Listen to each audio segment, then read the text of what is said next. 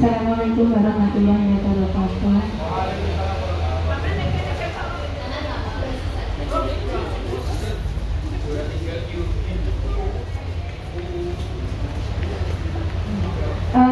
Terima kasih atas waktu yang diberikan kepada saya.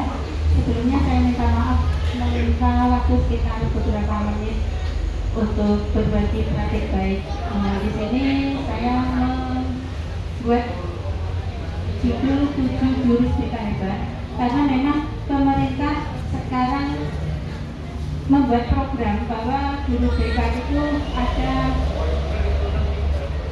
satu pendekatan yang mana namanya 7 jurus BK hebat. Jadi sebenarnya ada 7 jurus, cuma nanti saya di sini menampilkan 2 jurus saja. Yang pertama ini adalah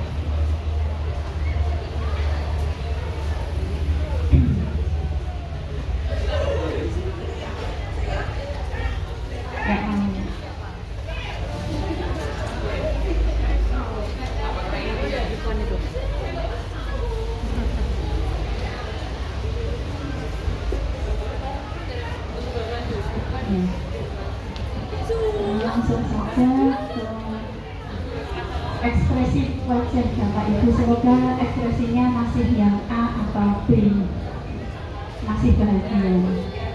Ngantuk. Kita lanjut saja. Jadi gini, kenapa tadi kok ada pendidikan ya? Jadi ini filosofi maskot, nanti kita bicarakan selanjutnya.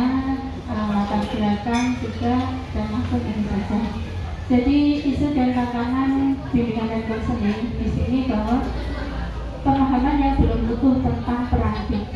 Jadi masih banyak yang mengira peran BK itu hanya sebagai polisi sekolah, dan sekarang polisinya berubah diganti oleh guru dan Kak Fajar. Gitu. Nanti setelah dari beliau berdua baru diberikan kepada kami guru BK. Jadi guru BK itu kita untuk pelayanan setelah itu, gitu ya. Kemudian yang kedua rangkaian kesejahteraan psikologis murid yang makin kompleks. Jadi kasusnya banyak sekali, dan ini kasus ini tidak bisa sekali ditangani langsung selesai, itu tidak bisa Bapak Ibu. Jadi kalau misalkan kami minta maaf dari guru BK, seandainya begitu mendengar ada kasus, itu tidak langsung kami berikan laporan kepada wali kelas atau guru lainnya. Karena apa? Karena memang kami menangani dahulu. Nanti kalau sudah selesai atau hampir selesai, kami melibatkan wali kelas. Juga kompetensi guru dalam memberikan layanan BK yang belum merata, kemudian peran guru sebagai pembimbing. Sekarang sudah ada guru wali juga. Jadi kalau ada guru wali, sebenarnya idealnya guru BK itu kerjasamanya dengan guru wali sekarang, karena guru wali kelas itu hanya sebagai administratif. Seperti itu. Langsung saja. Jadi kita ada 7 jurus itu. Yang pertama adalah asesmen minat dan bakat. Ini adalah untuk mengenal dan menemukan potensi. Nah, ini juga kita ada beberapa kali kedatangan tamu yang memberikan penawaran tes IQ dan tes minat bakat nih Bapak Ibu. Nah, sekarang dari kami kemarin ini kita sebenarnya sudah bisa melihat potensi siswa di sini, minat bakatnya. Nah, ini nanti yang ini minat bakat ini kita bisa kepada anak-anak kita itu untuk membuat satu kegiatan. Ini nanti bisa kegiatan guru wali. Jadi kalau umpamanya masih meraba-raba, saya mau bertemu dengan anak wali, itu mau saya apakan, itu nanti bisa Bapak Ibu membuat ini asesmen minat dan bakat. Caranya seperti apa? Caranya bisa dengan ini. Yang pertama, jadi langsung saja, kalau Bapak Ibu pegang HP, silahkan buka aplikasi akupintar.id. Di situ akupintar.id ini gratis, free ya. Di situ nanti kita bisa tahu gaya belajar anak dan multiple intelligence. Jadi nggak usah tes-tes itu, ini sudah bisa, dan ini sudah bisa melihat nanti seandainya dari tes itu ada hasilnya itu visual, auditory atau kinestetik, dan di situ dijelaskan strategi belajarnya juga untuk anak usia sekolah. Ya, jadi semua untuk SD sebenarnya bisa kelas atas, SMP dan SMA. Ini jadi untuk anak-anak wali saya kemarin sudah saya berikan ini, dan mereka sudah tahu kelas 9 ABCD, kelas 9C kemarin yang sudah itu pakai aplikasi bukupintar.id. Mereka sudah tahu kalau umpamanya saya itu visual, ya belajarnya visual, auditory atau kinestetik, dan kita biasanya tahu seandainya dalam satu kelas anak itu nggak suka mencatat. Nah, bagaimana kita memperlakukan siswa tersebut itu sudah ada nanti di situ. Oh, berarti gimana? Ya. Jadi aku pintar itu tidak hanya satu tes saja, tapi ada beberapa tes termasuk tes riaset, yaitu tes profesi, tes karir ini. Di sini sudah ada, jadi nanti kita bisa tahu juga strategi pembelajaran yang efektif. Ada di sini. Jadi aku pintar.id nanti bisa untuk anak-anak, gitu ya. Termasuk juga nanti potensi-potensi yang lain di situ ada di aku pintar itu. Kemudian itu tadi jurus yang pertama. Jurus yang kedua, jaga konsistensi. Ini adalah kebiasaan berkesadaran. Kalau yang ini biasanya anak itu dipaksa dan ikhlas, itu lebih mudah untuk ikhlas. Kalau anak dipaksa, misalkan contohnya saja buang sampah dengan dipaksa dan dengan memberikan pemahaman, insya Allah nanti beda hasilnya.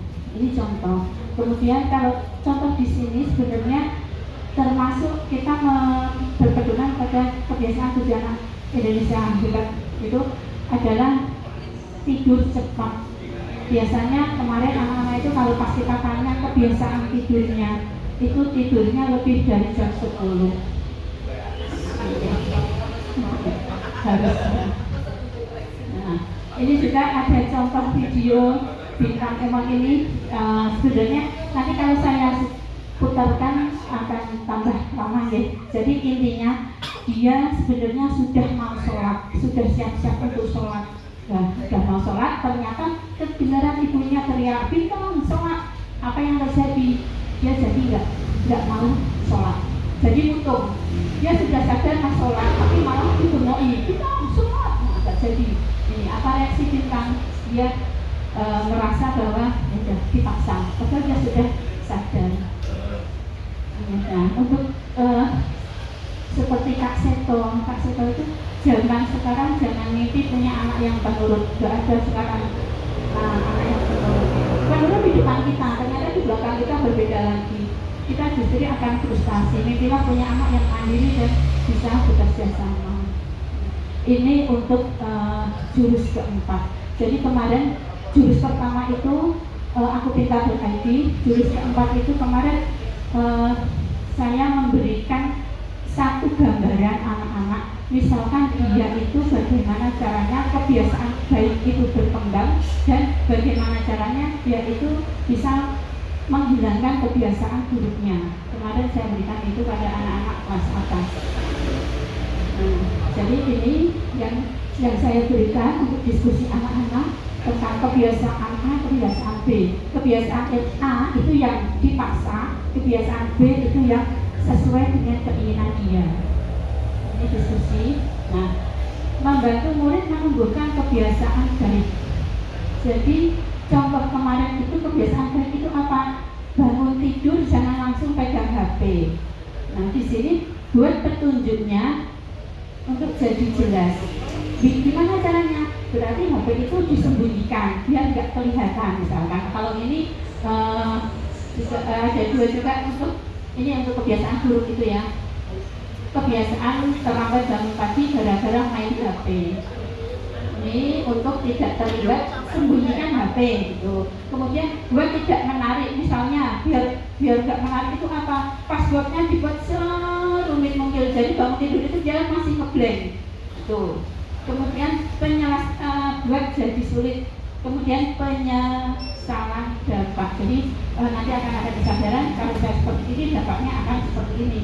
Itu nanti akan menuju ke situ. Oke, sudah, terima kasih. Jadi intinya ada itu. Semoga tidak ada pertanyaan, guys. Kalau ada pertanyaan nanti ya. Ini Bapak Ibu, kita kalau mau praktik yang aku kita ngaji itu memang benar kita bisa tahu untuk anak-anak kita. Terima kasih atas waktu dan perhatiannya. Ada salah kata saya mohon maaf. Bila tahu, assalamualaikum warahmatullahi wabarakatuh.